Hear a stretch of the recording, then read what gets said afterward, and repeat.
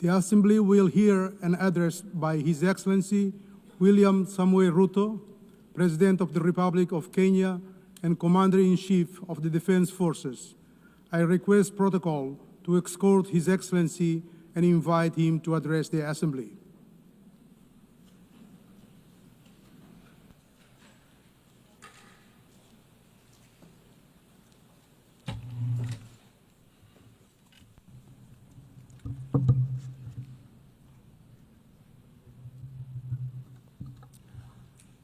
Madam President, the President of the 88th session of the UN General Assembly, Madam Annalena Baerbock, Secretary General of the United Nations, Antonio Guterres, Excellencies, Heads of State and Government, distinguished delegates, ladies and gentlemen. I congratulate you, Madam President, on your election to preside over the 80th session of the UN General Assembly. Madam President, you can count on Kenya's full support throughout your tenure as you steer the Assembly into the future. Ladies and gentlemen, 8 years ago, in the aftermath of the unprecedented global destruction and devastating war, the international community came together in hope. They created this organization, the United Nations, as a shield against the horrors of war, as a platform for dialogue, and as a bridge to a better, fairer, more secure global community. What is often forgotten or not mentioned today is that the United Nations grew out of the failure of the League of Nations that existed between 1919 and 1945. The League of Nations did not collapse for lack of good intentions or noble objectives. Formed at the end of the First World War and as part of the Treaty of Versailles, it was humanity's first attempt to build a permanent international organization to stop aggression and war and bring nations together. Its ambitions were to achieve collective global security, disarmament, peaceful dispute resolution, and cooperation on humanitarian and social issues. Despite these ideals, the League of Nations failed. The United States never joined, other great powers came and went, and without enforcement authority, its condemnation carried little weight. When Japan invaded Manchuria, when Italy marched into Ethiopia, and when Hitler openly defied its rules, the League stood by, helpless and powerless. By the late 1930s, its credibility had collapsed, and with the outbreak of the World War II, it was rendered irrelevant. Madam President, this history is both a lesson and a warning. Institutions rarely fail because they lack vision or ideals. More often, they drift into irrelevance when they do not adapt, when they hesitate to act, and when they lose legitimacy. To remain relevant, institutions must be reimagined, must be reformed, renewed, and aligned with emerging realities.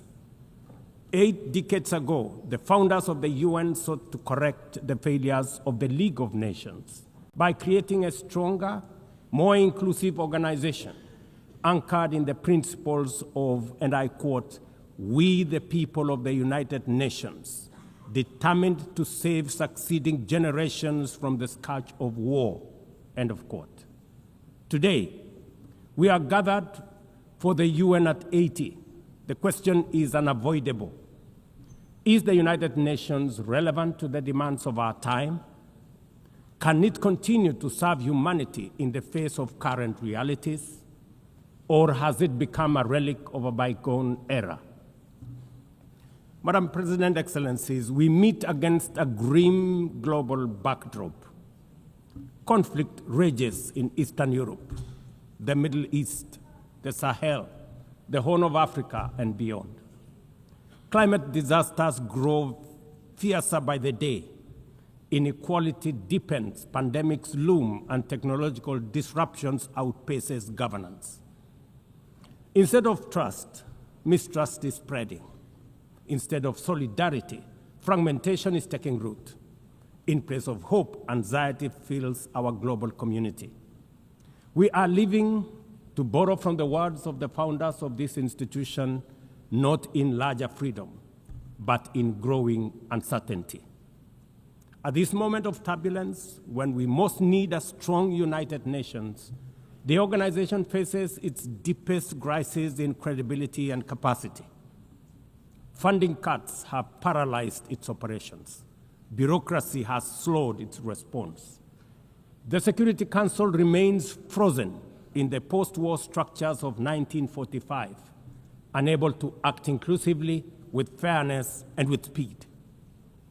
Ladies and gentlemen, I can, however, state with absolute conviction that the United Nations has been one of humanity's greatest achievements. For 8 decades, it has held back the specter of global war, calmed conflicts from Cambodia to Liberia, and stood guard in some of the world's most dangerous places through the courage of its peacemakers and peacekeepers. Few institutions in humanity's history can claim such a legacy. The United Nations has stood at the front lines of humanitarian crisis, from famine relief in the Horn of Africa to emergency shelter for millions of Syrian and Ukrainian refugees. It was at the forefront in the eradication of smallpox, coordinated global responses to HIV and AIDS, Ebola, and COVID-19, and continues to champion universal vaccination. Its agencies have advanced women's rights, protected children, safeguarded refugees, and set global norms on everything from disarmament to climate action. The UN Sustainable Development Goals remain a shared blueprint for human progress. These are achievements no nation could have achieved alone, however rich, however great, or however powerful. And yet, every institution, no matter how noble its origins or impactful its legacy, must adapt to changing times or slide into irrelevance. Today, the United Nations stands at a crossroads of renewal on one hand or decay on another. Put differently, after 80 years, the rhymes of time are calling on us to reimagine the original promise that inspired the founding of the United Nations, and that is the quest for global peace, development, and human rights. But this call must now be answered in a global context that is profoundly different from the post-war era in which the UN was conceived then. We would be denying the cold, hard truth if we say that the United Nations is delivering as it should. On peace and security, its voice is too often drowned by the rivalries of great powers, while some nations simply ignore its resolutions and do as they please. Too often, the UN's blue helmet, once a symbol of moral authority, no longer commands the same respect.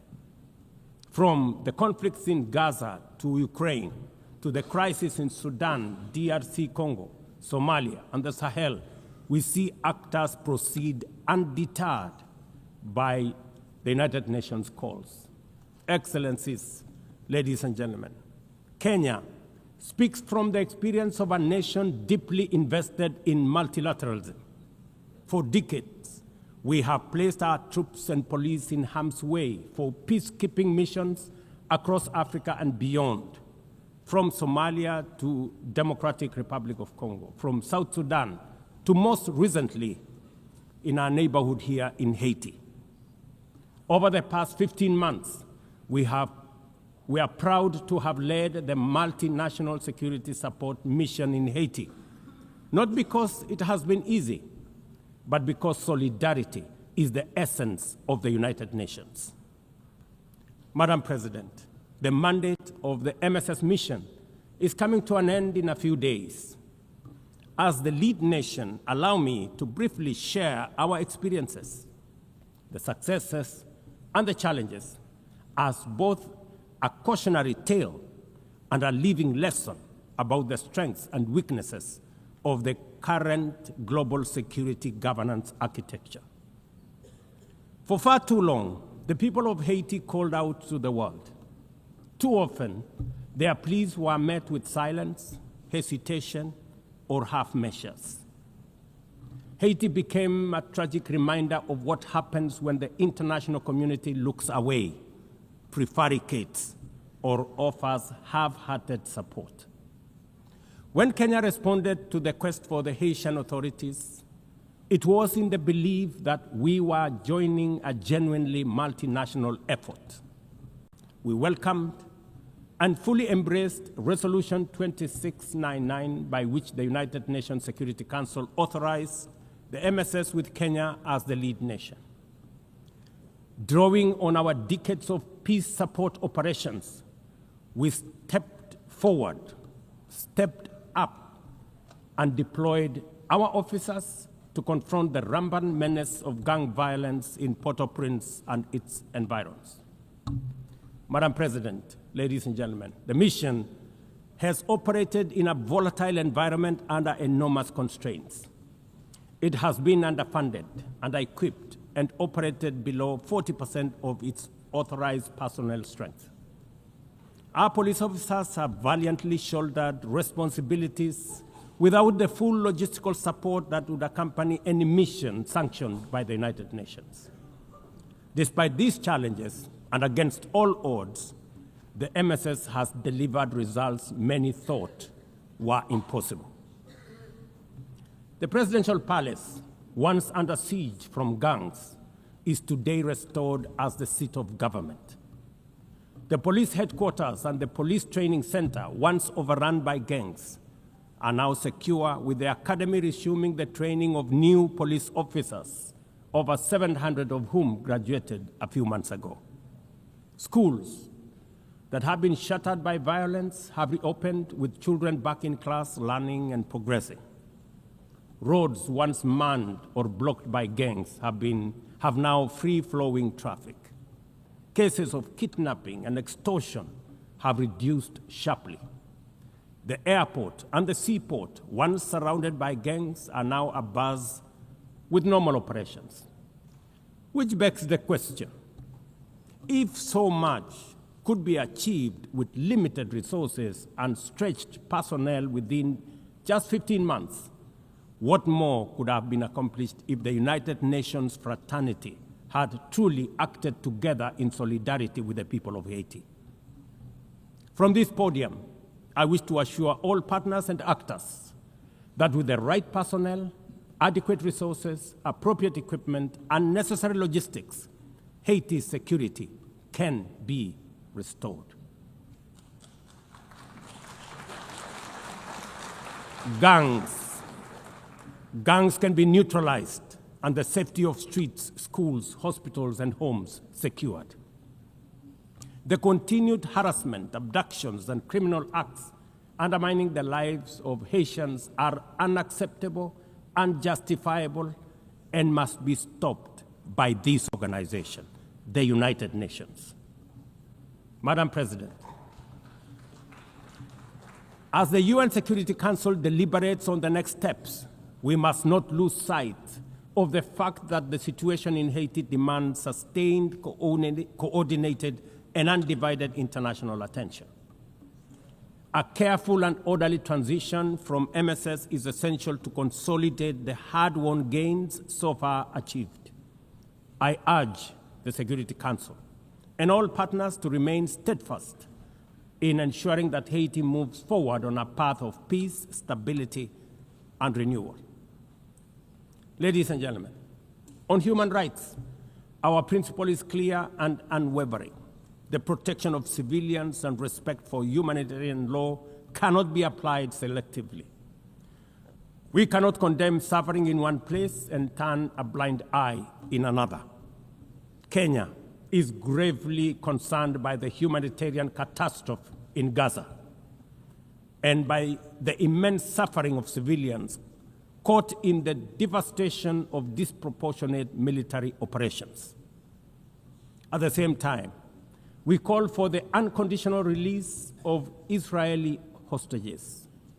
In line with the African Union and United Nations resolutions, we also call for a permanent ceasefire, for strict adherence to international humanitarian law, and for the launch of a credible political process. Only through such a process can the vision of a two-state solution be realized, where Israel and Palestine live side by side in peace, security, and stability. Kenya is equally deeply troubled by the worsening humanitarian situation in Sudan, where innocent citizens are caught in the crossfire of a needless war.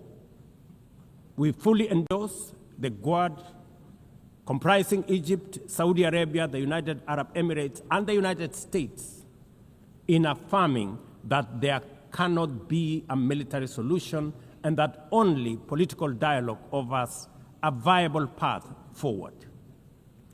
We join the Quad in urging all parties, including SAF, RSF, and the external actors, to respect Sudan's sovereignty, unity, and territorial integrity, and firmly reject any attempts to divide the country, reaffirming our unwavering support for a unified Sudan for the benefit of all its people. Excellencies, distinguished delegates, those who look to the future with a clear vision know that climate change is not only the single greatest threat of our age, but also one of the greatest transformation opportunities of our time. The global stocktake has made it plain that the world is off track. Current national determined contributions are steering us towards temperature rises far beyond any safe threshold. This is the difference between survival on one hand and devastation for millions across the world on the other. Kenya and Africa are not passive victims of this crisis. We are taking bold steps showing that climate action is not only possible, but can also be the foundation for inclusive growth. We are building a climate-resilient society by embedding adaptation into every sector, from agriculture and energy to infrastructure and livelihoods, to sustainable mining and artificial intelligence. This ambition is visible on the ground. Today, 93% of Kenya's electricity comes from renewable sources: geothermal, wind, solar, and hydro. We are expanding investments in e-mobility, climate-smart agriculture, clean cooking solutions, and green manufacturing. We are also pioneering nature-compatible solutions such as sustainable waste management and circular economy interventions. Africa, too, is uniting its voice. In 2023, in Nairobi, we hosted the inaugural Africa Climate Summit, where the continent adopted the Nairobi Declaration on Climate Action and Call to Action. Just 2 weeks ago, in Addis Ababa, Africa came together once more at the second Africa Climate Summit to reaffirm our commitment and strengthen our ambition for climate-positive growth. We declared Africa not just as a victim of the crisis, but as a source of solutions, with climate action driving economic growth, transformation, and job creation for our communities. Ambition, ladies and gentlemen, cannot stand on willpower alone. Implementing our new NDCs will require $56 billion. That is why we call on the global community to unlock the $300 billion agreed at Baku, and to accelerate negotiations towards the new $1.3 trillion goal under the Baku-Belém roadmap. Without affordable finance and without reform of the international financial architecture, the promise of climate action in Africa will remain constrained. Madam President, in the aftermath of World War II, the Bretton Woods institutions were created to stabilize the global economy and rebuild war-torn Europe. At that time, their design reflected the power and interest of the victorious nations, who were also their primary shareholders and beneficiaries. The IMF was tasked with upholding the gold standard exchange rate system, while the World Bank was established to finance Europe's reconstruction. Both have since evolved into development finance institutions, but their structures, decision-making, and governance remains dominated by wealthy nations. Today, the global context is vastly different. The global standard collapsed 5 decades ago, and Europe has long since been rebuilt. Yet, the governance of these institutions has not kept pace with needs of a multipolar world, especially the needs of poor and developing nations. The mismatch between shareholders and stakeholders has become starkly visible. For instance, during the IMF's recent allocation of special drawing rights, 64% went to wealthy nations. Just imagine, 64%. With little need for liquidity support. They didn't need the money anyway, but they got 64%. While the poorer countries received just 2.4%. What a disconnect. The imbalance highlights how the very institutions meant to safeguard global finance stability often perpetuate inequality and instability. I have argued, and I say it again, that the current global financial architecture punishes poor countries with high interest rates and enormous conditionalities, while rewarding rich nations with lower interest rates and softer lending rates. Its rules, priorities, and allocation mechanisms consistently favor those already prosperous, while trapping vulnerable economies in cycles of debt, high borrowing costs, and inadequate access to emergency support and concessional funding. It is imperative to transform these institutions into genuinely independent, apolitical global bodies that their operations are aligned with their global mandate. Such a shift would democratize decision-making, restore credibility, and allow the IMF and the World Bank to serve all countries fairly rather than reinforcing old hierarchies. But Africa is not merely waiting for external prescriptions. We are taking bold and deliberate steps to strengthen our financial independence, safeguard our stability, and accelerate our development. Kenya, for instance, fully endorses the establishment of the Alliance of African Multilateral Financial Institutions, launched with the Africa Union in February 2024. This alliance brings together our homegrown banks, Afrexim Bank, the Africa Finance Corporation, the Trade and Development Bank, Shelter Africa Re, Africa Development Bank, Africa Trade and Investment Development Insurance, and ZEPRI, institutions that embody Africa's determination to mobilize resources, finance trade, and build resilience on our own terms.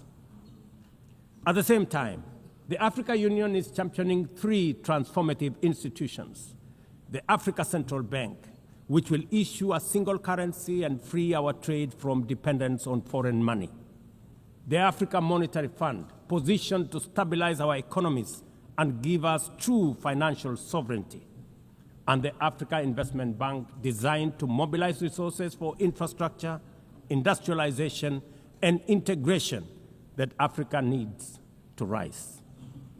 And to complete this vision, the Africa Credit Rating Agency, one that understands our realities, values our uniqueness, and tells our story with fairness and truth, has already been established.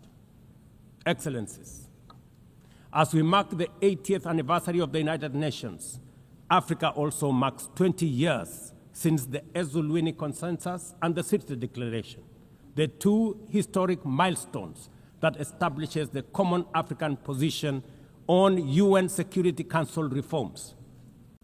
For 2 decades, Africa has spoken in one voice, demanding justice, equity, and representation in the highest organ of global governance. This demand, however, continues to be ignored, deferred, or endlessly debated to the detriment of both Africa and the legitimacy of the United Nations itself. You cannot claim to be the United Nations while disregarding the voice of 54 nations. It is not possible. Africa is no longer willing to wait on the margins of global governance while decisions about peace, security, and development are made without our understanding, without our perspectives, and without our voice. Africa's exclusion is not only unacceptable, unfair, and grossly unjust, it also undermines the very credibility of the United Nations, this organization. Africa dominates most of the Security Council agenda, provides some of the largest contingents of UN peacekeeping forces, and bears the heaviest costs of instability. Yet we remain the only continent without a permanent seat at the main table where decisions about our destiny are made. Africa deserves, ladies and gentlemen, at the very least, 2 permanent seats with full rights, including the right to veto, and 2 additional non-permanent seats on the United Nations Security Council. The world must understand that reforming the Security Council is not a favor to Africa or to anybody. It is a necessity for the United Nations' own survival. If the United Nations is to remain relevant in this century, it must reflect today's realities, not the post-war power arrangements of 1945. Madam President, despite the stated and evident weaknesses of the United Nations, it still remains humanity's best chance at global solidarity. No other institution has the universal legitimacy or convening power of the UN.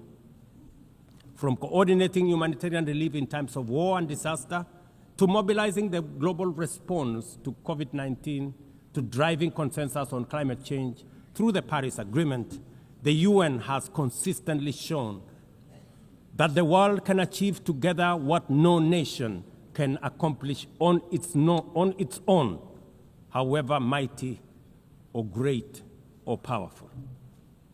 As Doug Hammarskjöld, the UN's Second Secretary General, once observed, and I quote, "The United Nations was not created to take humanity to heaven, but to save it from hell."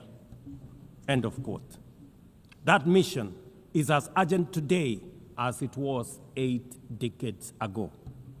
At a time when conflicts are multiplying, when climate change threatens every economy, and when inequality is widening, the need for a functioning, credible, effective, and a multilateral system has never been greater. It is through the UN that nations have pooled resources to vaccinate billions of children, to protect refugees from through the work of the UNHCR, and to keep the peace in more than 70 missions across the world. Without the UN, these achievements, modest though they may sometimes seem, would not have been possible. That is why we must resist the temptation to give up on the UN or abandon it.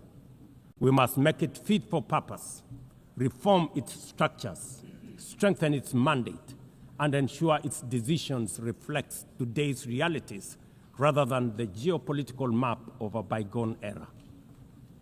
As one of the hosts of the UN headquarters and the only one in the Global South, Kenya stands ready to do its part to enable the organization to go through this phase of renewal successfully as envisaged by the Secretary General under UN Haiti reforms.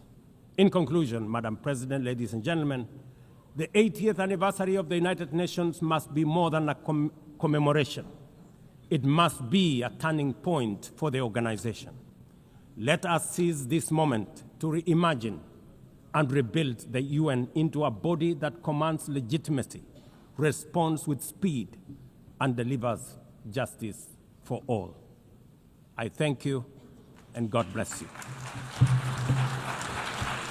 On behalf of the Assembly, I wish to thank the President of the Republic of Kenya and Commander-in-Chief of the Defense Forces. Lavish at TV ndo TV yako ya online kwa uhondo wa burudani na matukio ya kimuziki. Believe you guys you're going to fuck kwa sababu nimeona mna experience na maswali mnayouliza, yani everything is perfect. Lavish at TV ndo TV yako ya online kwa uhondo wa burudani na matukio ya kimuziki. Yo, this is King Kaka and you're watching Lavish Hat TV. Keep it locked. Hey yo, what up, it's your boy Khalid Rap Jones, rapping the 254, straight out of the 1960. Right about now, you checking me out in the flesh, and you know who I'm rocking with, Lavish Hat TV. And this is the CEO right here, as you can see. So respect the OGs, respect Lavish Hat TV, respect